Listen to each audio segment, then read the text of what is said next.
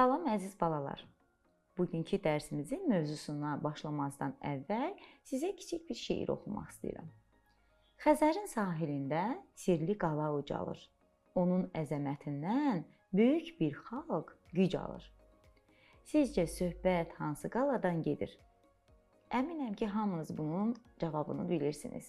Bu Qız qalasıdır. Bugünkü mövzumuz Qız qalası mətni olacaq. Mətni oxuyarkən qeydlər götürməyi unutmayın. Çünki bu qeydlər növbəti dərsimizdə mətnlə bağlı xəritə tərtibi zamanı bizim lazım olacaq. Qız qalası mətndən bir hissəni mən oxuyacağam. Mətnin qalan hissəsini isə özünüz oxuyarsınız. Qeydlər götürərkən mütləq şəkildə faktlar, rəqəmlər, zaman, tarix, şəxsiyyət adları və s. qeyd etməyi unutmayın. Azərbaycan qədim tarixi abidələrlə zəngindir. Bunların arasında ən məşhuru ölkənin simvollarından biri olan Qız qalasıdır. Qız qalası Bakıda dənizə yaxın ərazidə yerləşir. Qalanın hündürlüyü 28 metrdir. Qala 8 mərtəbədən ibarətdir. Mən burada oxunu dayandırıram. Mətnin davamını oxumağı sizə həvalə edirəm. Amma oxuduğum bax bu kiçik hissənin içindən özüm üçün müvafiq qeydlər götürürəm. Bu hissədə əsas qeydlər ölkənin simvolunun olması, məkan olaraq Bakıda yerləşməsi, hündürlüyünün 28 metr olması və qalanın 8 mərtəbədən ibarət olması qeydlərini yazdım. Qalan hissəni oxuyub qeydləri götürərsiniz. Keçək mətnə aid ilk tapşırığa. Bu B tapşırığı olacaq. Mətnin bitkin hissələrini yarımbaşlıqlarla adlandırın. Fikir versəniz uşaqlar, mətnin bitkin hissələri dedikdə mətndə yer alan abzaslar nəzərdə tutulur. Biz hər bir abzası oxuyaraq onu müvafiq yarımbaşlıqla adlandıracağıq. Gəlin əvvəlcə ilk abzasa baxaq.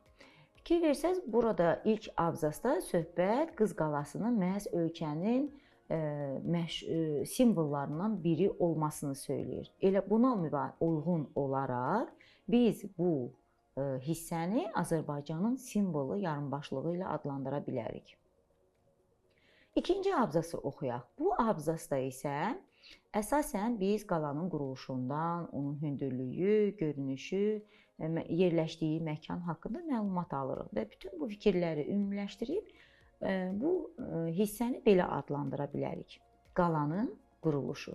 Keçək növbəti hissəyə. Bu hissədə isə biz qalanın bir sirli abidə olduğunu və onunla bağlı bir çox sirlərin olduğunu görürük. Və bu məlumatlara uyğun olaraq həmin hissəni belə adlandıra bilərik. Qız qalasının sirləri.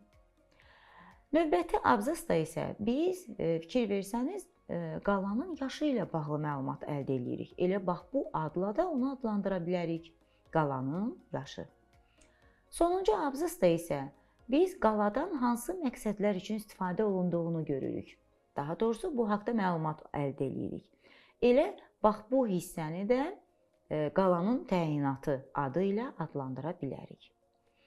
Keçək növbəti tapşırığımıza. Aşağıdakı məlumatların fakt, yoxsa mülahizə olduğunu müəyyən edin. Qız qalasının hündürlüyü 28 metrdir. Əgər xatırlayırsınızsa, mətnin elə ilk giriş hissəsində olan abzaslardan, səhv etmirəmsə, ikinci abzasda bu haqda məlumat var idi. Və qalanın 8 mərtəbədən ibarət olması faktı da həmin abzasda öz əksini tapmışdı. Deməli, hər iki məlumat fakt adlandırıla bilər. Digər məlumatları oxuyaq. Dairəvi qalaya bitişik enli divar dayaq rolunu oynayır. Qız qalası 12-ci əsrin abidəsidir. Qalanın 3000 il yaşı var. Qız qalası atəşpərəstlərin müqəddəs yeri olub. Əgər yadınızdadırsa, mətndə biz bu hadisələri oxuyanda orada qeyd olunmuşdu ki, bu hadisələr deyilənlərə görə verilən hadisələrdir və bu dəqiq öz təsdiqini tapmadığı üçün bu fikirləri mülahizə adlandıracağıq. Bax, belə uşaqlar, bugünkü dərsimiz bu tapşırıqla sona çatdı. Növbəti dərsimizdə görüşərik. Hələlik.